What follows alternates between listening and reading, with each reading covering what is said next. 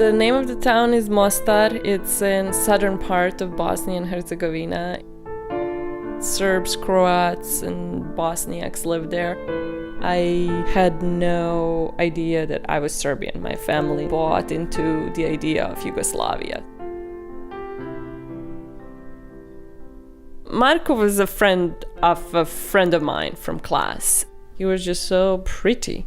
I was 12 at the time. We were literally together all the time. Maybe 3-4 weeks into us hanging out, we were in my room after school. He just said, I have something to ask you. He said, hoćeš da pođemo? You want to go with me? I said, yes. I remember running down this spiraling staircase. It felt as close as I could get to flying. We did not kiss. Romance was very alive in my mind, but it did not include kissing, no.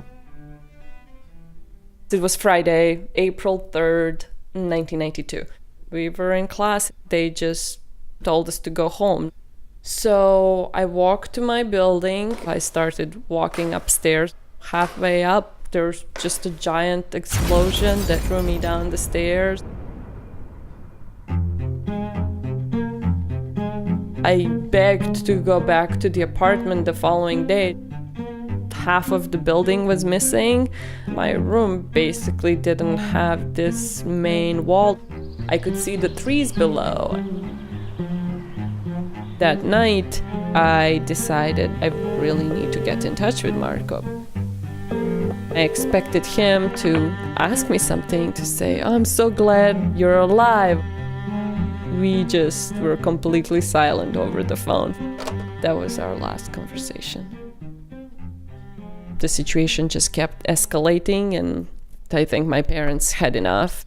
They decided to take us to Belgrade. Marko was this really beautiful memory. Then one day, about 16 years later, I was living in San Jose.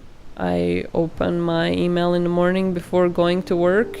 It said, if you're Nikolina from Mostar, then I'm your boyfriend from 5th grade. Get back to me so we can figure out what to do. We agreed to meet up. I went back to visit Mostar. We had some wine and talked for hours. And then we kissed. It was so gentle. I wasn't just kissing a boy. I was kissing my entire childhood, my ancestors that are buried there, my entire life that could have been.